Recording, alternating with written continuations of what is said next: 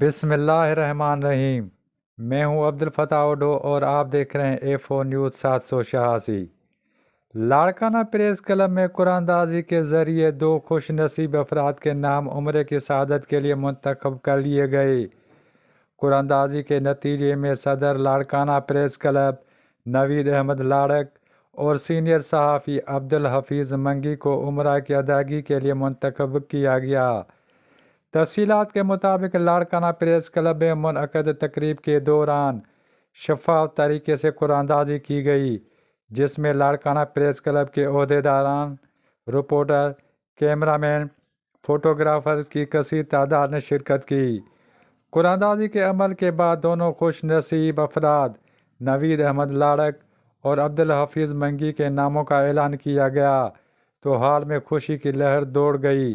اس موقع پر press club انتظامیہ کا کہنا تھا کہ اس طرح کی سرگرمیوں کا مقصد صحافی برادری میں دینی جذبے کو فروغ دینا اور خوشیوں کو بانٹنا ہے۔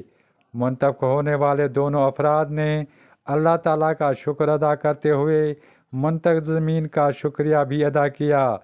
تقریب کے اختتام پر دونوں خوش نصیبوں کے لیے خصوصی دعائیں بھی کی گئیں۔